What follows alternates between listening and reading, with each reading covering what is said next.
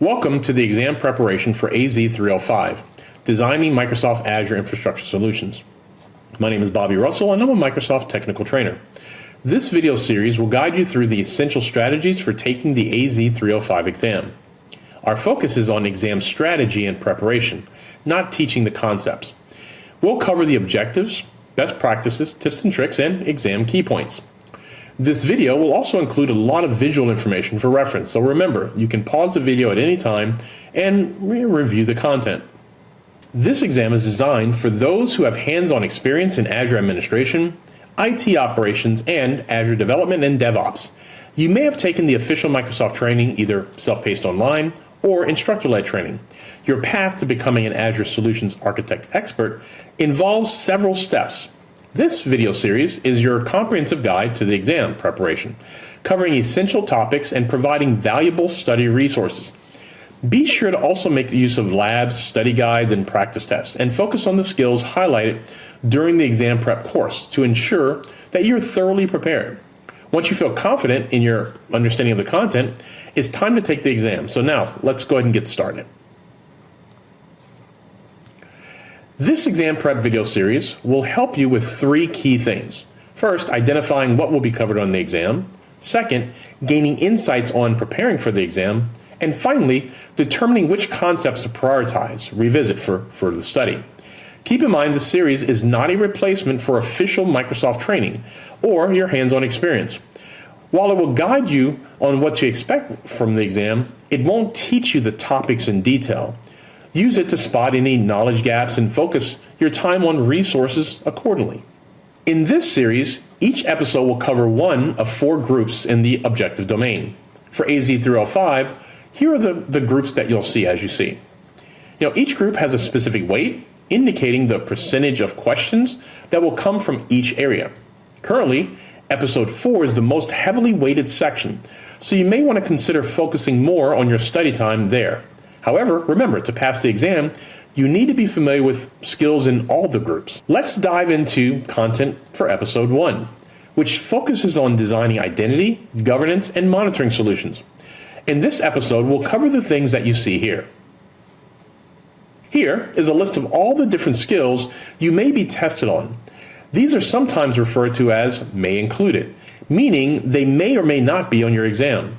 This list isn't exhaustive, and while we won't be covering every skill in the video, be sure you're able to perform these skills before you take your exam. All right, if you're gearing up for your Azure exam, here's a key area you need to lock into: Azure Monitor. You'll want to understand how it pulls together data from all over: apps, guest operating systems, Azure resources, subscriptions, and even from Entra. Know how it collects metrics and logs, stores them in places like Log Analytics, and then uses diagnostic settings to route that data to different destinations like event hubs or workspaces. You can set up to 5 of these per resource, so be ready to configure and explain them. This is a core monitoring and logging skill set that you'll need to know for the exam. This is a great snapshot of what you'll need to know around authentication solutions. First, get familiar with self-service password reset.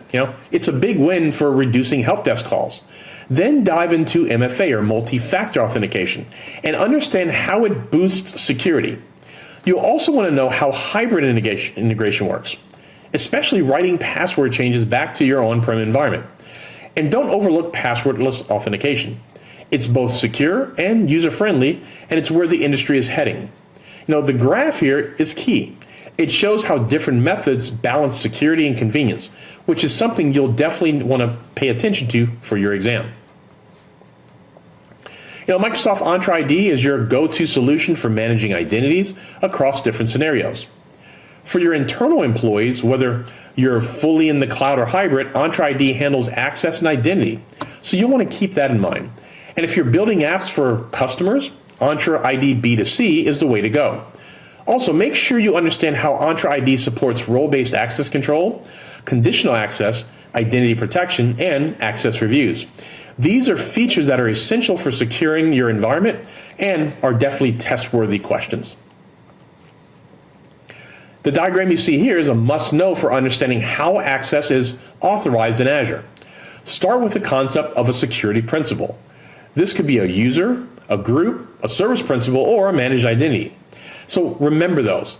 Then you've got role assignments, which link identities to role definitions. These are basically your permissions, so you'll need to know how those are set up within there. Next up is the scope. This is all about where the access policies are applied. So practice going through and doing these things. And, who gets access is a great question. What can they do and where can they do it is key to understanding the exam. One of the things you want to keep in mind is expect to see the structure shown in your exam, especially in questions about RBAC, role-based access control, and general access control. While preparing for your exam, make sure you understand how to securely authorize access to your on-premise resources. This diagram is a great reference. It shows how Microsoft Entra ID works along with Microsoft Entra ID Private Access. So you'll need to know what private access is, and you'll want to know how global secure access clients allow your users to connect to resources. So practice that. One of the things we look at is connecting to things like SMB servers, or without ever directly touching a domain controller. This is a big security benefit. Kerberos is another key thing. Kerberos tickets play a key role in authentication, and the Connect and DC agents help bridge that gap. So understand how that process works. Pay attention to traffic flow, green for internal, blue for internet, and how access is tightly controlled as part of this process. Now, keep in mind that hybrid identities and identity access are things that you may see on your exam, so definitely prepare for those. When studying for your exam, it's important to understand how your Azure Key Vault helps manage secrets, certificates, and encryption keys securely. You'll need to understand what it's designed for, which is for storing sensitive information. Like, you'll need to know API keys, passwords, and cryptographic keys. And the Key Vault keeps those things secure. You'll want to know how access is controlled using policies or RBAC. Those are the two different options, allowing only specific apps to use or users to retrieve secrets. So keep that in mind. Understand how those work together and how you can use each one individually. This is a huge advantage overall when it comes to security. And don't overlook customer managed keys, which give you control over encryption used by Azure services. You'll want to consider, when to use multiple key vaults versus single key vaults. Remember, this is going to be a scenario-based exam, so you'll see some scenarios possibly based on this here. So keep in mind RBAC, understand your policies, understand your key vaults. These are the type of things that you'll probably see on your exam. Azure governance relies on a clear structure to manage resources effectively. You'll need to understand that. And this image here outlines the 4 key layers so understand the structure for those layers. Management groups, subscription, resource groups, and resources. Remember that hierarchy as part of your exam. Know that within each subscription, resource groups organize related services, such as resources like virtual machines and databases and storage accounts, which makes it easier to manage. At the bottom level, you have your resources, which are all the key components that you deploy, virtual machines, databases, storage accounts, and so forth. Understand tagging and understand a strong tagging strategy. This is going to be important also. And keep in mind that they're especially useful in large environments where visibility and control are crucial.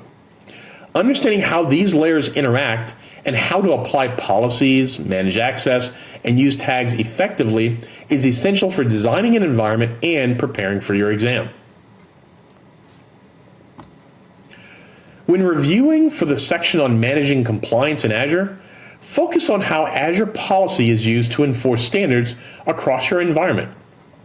Start by understanding why it's best to apply policies at the highest scope, like at the management group level, and from there, allowing them to cascade down.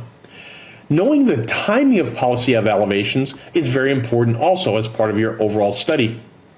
You also need to decide how to handle non-compliant resources. What are non-compliant resources? Should they be locked, flagged, or automatically remediated? And if so, how do you do each one of those things? Understand how remediation tasks can fix issues without manual intervention.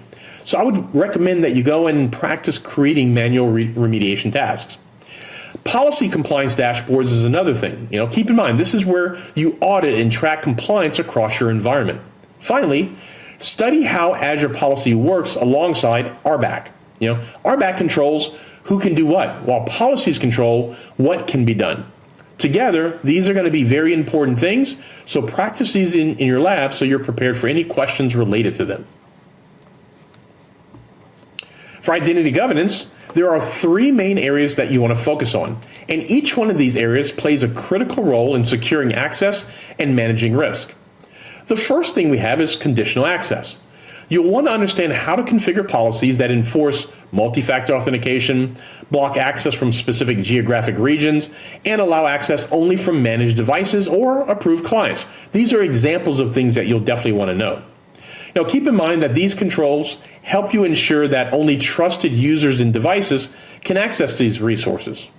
Next, take a closer look at identity protection. Keep in mind that this is where risk-based policies come into play. Know how to set thresholds, like requiring actions when a user's risk level is high or when a sign-in risk is medium or above, and understand those various levels.